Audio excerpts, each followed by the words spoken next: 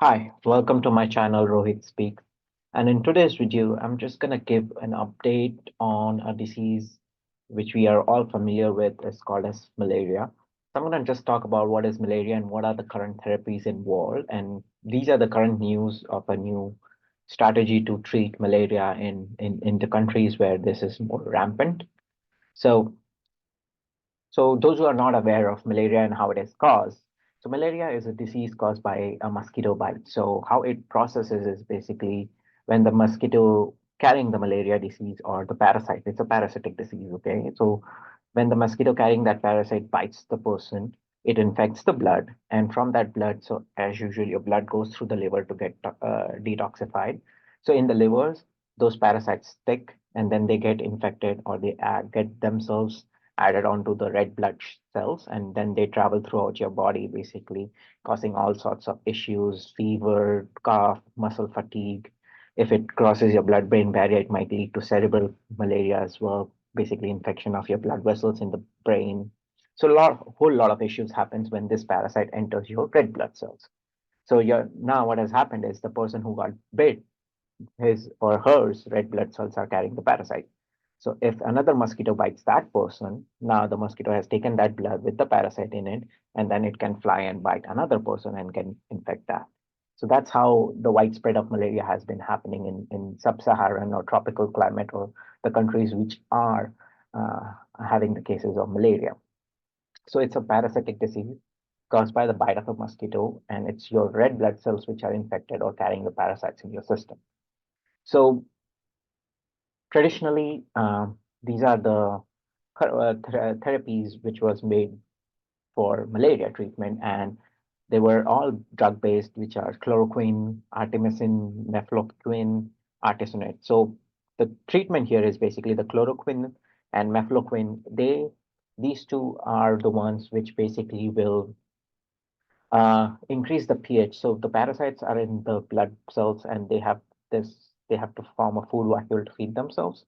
So in that food vacuole, they basically increase the pH and cause that food vacuole to become toxic. Hence, the parasites don't survive, and they basically kill the parasites in your red blood cells. So chloroquine and mefloquine are the drugs which are work that way. However, parasites like bacteria, they also develop resistance to these kind of drugs. So if they develop resistance to this, so after it has developed resistance, you cannot no longer use these drugs. So there is another set of drugs which are called as artemisinin based combination drugs and artesunate. They're also used in combination. Now these two, what they do is basically they will, and I have a linked an article right here. Basically, they will damage the proteins which are required by the parasites to build themselves. So they will start damaging that, and hence the parasites won't be able to survive. And they are a little bit better, but they have to be given in doses, in cycles, so that you can kill the parasites in your red blood cells. However, these are the drugs. But currently, since 2021, I believe, we have now malaria vaccines, which is a really, really good news. And I just wanted to give an update that there are vaccines for malaria. So the first one is RTS AS01, which is also called as Mascurex. This was approved by World Health Organization in 2021 and has been administered in a lot of countries where it is given to the children, and it is given in 4 doses. So you develop immunity against the malaria. So it's basically develops immunity against the parasites protein. So it's a part of the protein which is given. So your when you inject this vaccine, what happens is your immune system. So AS01 is an adjuvant. It will increase your immune system. Basically, it will increase your antibodies. And the RTSS is the part of the protein of the parasite. Since it is a foreign protein, your body will recognize it as foreign, and it will tell body, hey, go attack this and kill it. And that's where AS01 will also increase that defense system and basically will start killing these parasites. So this is one of the vaccines which have been approved in 2021. And now there is a new vaccine called as R21 Matrix M. This is developed by University of Oxford and Serum Institute of India. And this was approved recently in October of 2023, which is last year. And and I have linked the article right here. It's in World Health Organization's webpage. And this was developed so that this can be also given to the people all around the world. And W Health Organization or World Health Organization has implemented that they will try to get this available by 2025 all around the world.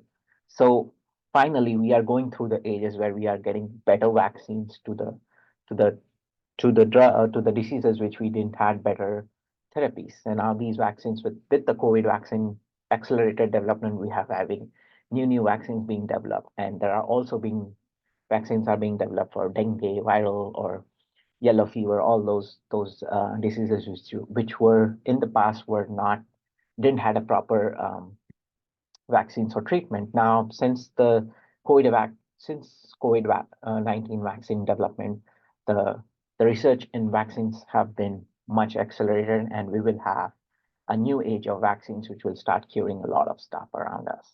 So, with this, I just wanted to give an update on what's going on with malaria and what are the current therapies, and there are new vaccines which you should be aware of. So with that, I would like to close off this video, and I'll see you on the next one where we'll talk about any other issue. If you want me to talk about any special issue which you don't understand or want to know a little bit clarity on, please do let me know in the comment section. With that, I'll sign off. See you on the next one.